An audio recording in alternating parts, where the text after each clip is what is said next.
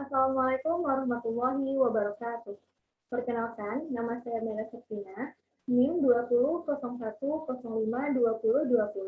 dari kelas 1B D3 Teknik Telekomunikasi. Baiklah, saya akan menjelaskan soal-soal dalam ujian akhir semester mata kuliah Medan Elektromagnetik dengan dosen pengampu Bapak Firdaus Nursal, STMT. Untuk soal yang pertama, yaitu mengenai flux listrik. Nah, pada percobaan Faraday, ada sebuah bola yang mempunyai bagian bola dalam dan bagian bola luar yang bisa ditutup sedemikian rupa. Nah, ini adalah bentuk bolanya. Faraday menemukan bahwa muatan bola luar sama besarnya dengan yang didapatkan di dalam ini. Jadi, didapatkanlah rumus flux sama dengan Q, yaitu flux yang ada di luar sama dengan muatan yang di dalam. Bola dalam itu berjari-jari A, sementara bola luar berjari-jari B. Muatannya masing-masing yaitu di sini ada positif Q, di sini ada min Q. Maka, untuk kerapatan flux itu sendiri memiliki arah radial atau searah dengan jari-jari. Nah, ini adalah dua rumus, yaitu yang pertama ini adalah untuk bola dalam. Dengan jari-jari A, B sama dengan Q per 4 A kuadrat AR. Untuk bola luar itu untuk jari-jari B sama dengan Q per 4 B kuadrat AR. Selanjutnya, yaitu jika kita menjadikan bola dalam semakin kecil, sementara muatan Q-nya tetap, maka bola ini akan menyerupai sebuah muatan titik. Pada kerapatan flux, di sebuah titik yang berjarak R meter, itu didapatkan rumus D sama dengan Q per 4 Pi R kuadrat AR. Pada rumus intensitas medan listrik, yaitu seperti yang telah kita pelajari, E sama dengan Q per 4 Pi epsilon 0 kali R kuadrat AR. Nah, maka kerapatan flux dapat dituliskan seperti berikut ini, yaitu D sama dengan epsilon 0 kali E. Ini untuk ruangan hampa. Nah, selanjutnya yaitu untuk distribusi muatan volume yang ada di dalam ruangan hampa itu dituliskan dalam rumus E sama dengan integral volume rho V dikali dV per 4 Pi epsilon 0 R kuadrat AR. Hubungan ini diturunkan dari persamaan medan listrik di sekitar sebuah muatan titik. Maka rumusnya itu menjadi D sama dengan integral volume rho V dikali dV per 4 Pi R kuadrat dikali AR. Nah, selanjutnya yaitu hukum Gauss. Hasil dari percobaan Faraday tadi itu menyatakan bahwa jumlah flux listrik yang melewati atau menembus sebuah permukaan bola khayal yang berada di dalam ruang hampa antara dua bola pengentar konsentris sama dengan muatan total yang terkurung di dalam permukaan khayal tersebut. Namun konstribusi Gauss ini bukan dalam menyatakan pernyataan tersebut, tetapi bagaimana menuliskannya secara matematis. Nah, ini adalah gambar dari awan muatan. Muatan titik yang akan menembus awan muatan ini. Di sini kita bisa melihat ini ada delta S.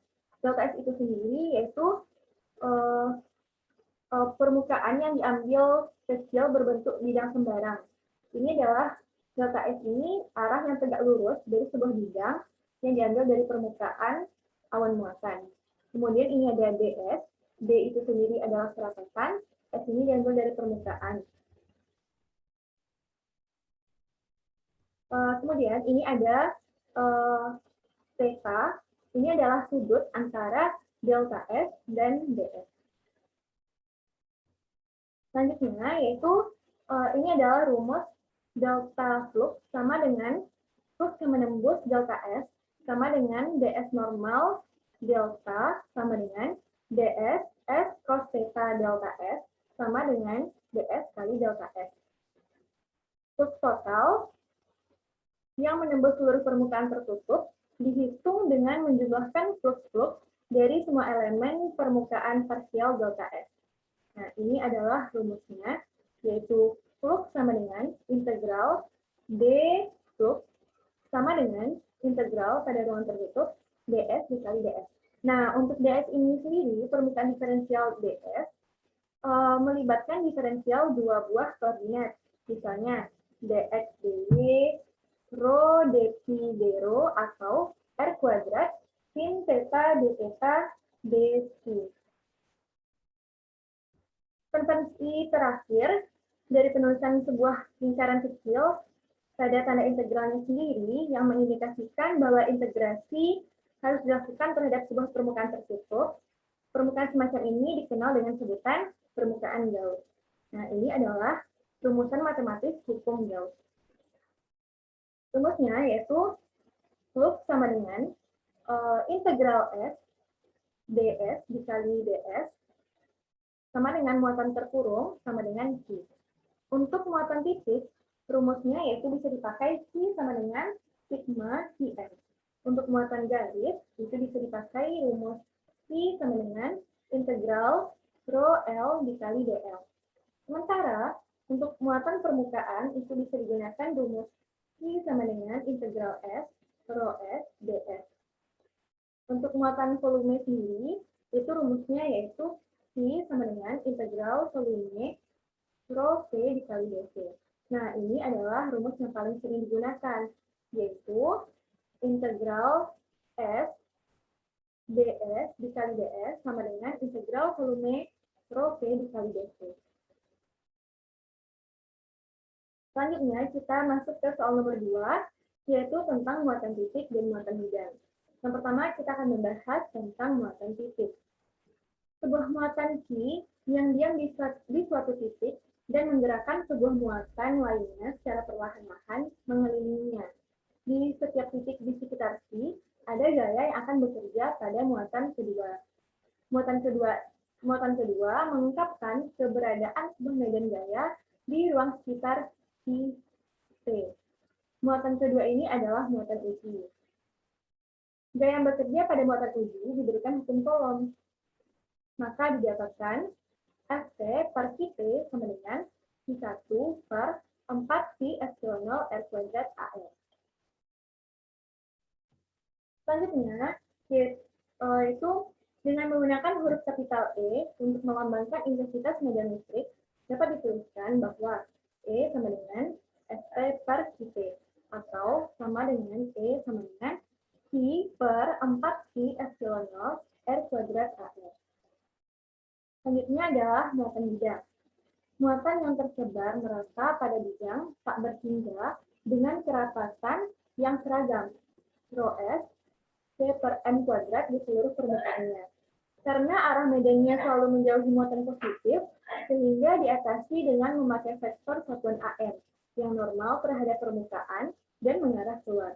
Maka rumusnya itu bisa kita pakai E sama dengan rho S per 2 kali epsilon 0 AM. Selanjutnya adalah penjelasan demo video. Jadi pada video tersebut kita disuruh untuk menjelaskan apa yang dimaksud, apa yang dilakukan pada video tersebut.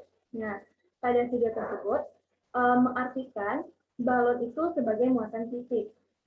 Selanjutnya, tail pancing itu diibaratkan sebagai arah medan listriknya. Kemudian, papan diibaratkan sebagai permukaan bermuatan. Di sini muatannya muatan bidang. Kemudian, untuk balon dan papan itu sendiri memiliki muatan yang seragam.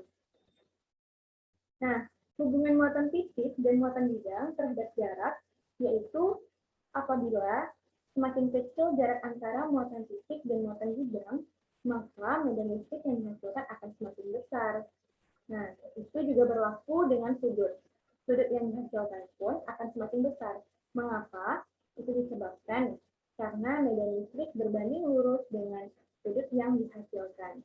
Itu menyebabkan mereka sama semakin besar.